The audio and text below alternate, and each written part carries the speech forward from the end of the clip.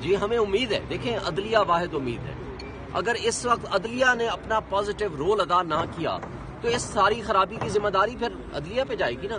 عدلیہ نے کہا ہے 8 فروری کو الیکشن کرائیں. عمرتا بندیال صاحب کی بینچ نے کہا تھا پہلے 30 اپریل کو الیکشن کرائیں، نہیں ہوئے. پھر کہا 14 مئی کو الیکشن کرائیں، نہیں ہوئے. اگر اس وقت سپریم کورٹ تقسیم کا شکار نہ ہوتی، میں اس کی ذمہ داری سپریم کورٹ پہ دیتا ہوں، اس وقت تقسیم کا شکار نہ ہوتی، اس وقت انہوں نے فیصلوں پہ عمل درآمد کرایا ہوتا، آج ملک کا یہ حشر نہ ہوتا.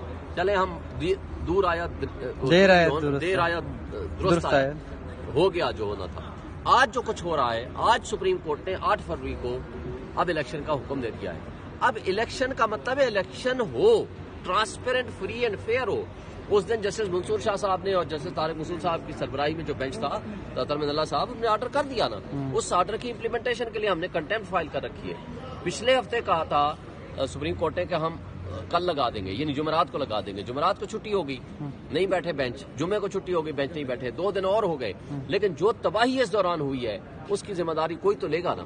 اب ہم سپریم کورٹ کو یہ ریکویسٹ کرنا چاہتے ہیں کہ جی آپ اس کیس کو سنیں، کل لگا دیں، آج لگا دیں. ایٹ لیسٹ لوگوں کے اگریمنٹس کو ریڈریس کریں.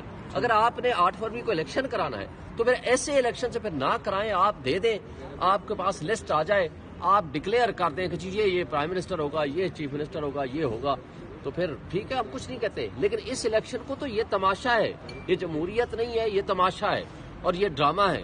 اس کو آپ بند کریں اور اس میں ذمہ داری ادا کریں. کون؟ وہ عدلیہ ہی ہے. ہمیں ان سے ابھی بھی امید ہے، اس لیے کہ کم سے کم کاغذوں میں آئین موجود ہے، کاغذوں میں کم سے کم عدلیہ کام کر رہی ہے.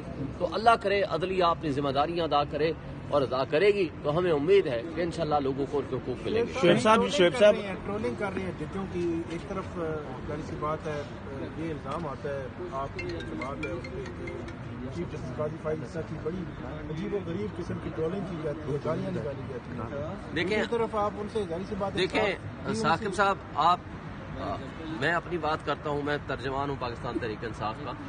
پچھلے میں 2 سال سے مستقل، پچھلا سال ایز پریزیڈنٹ اور اس 1 سال سے میں پی ٹی آئی کے ساتھ کھڑا ہوں. میں اپنی بات کرتا ہوں، آج تک کوئی ایک لفظ ہمیں کتنے ہمیں اختلافات ہیں اور کتنے تکلیفیں پہنچی ہیں عدلیہ سے. اس میں متاثر جج ہمایوں دلاور کو دیکھ لیں، چیف جسٹس اسلام آباد ہائی کورٹ کو دیکھ لیں، ابو الحسنات ذوالقرنین کو دیکھ لیں.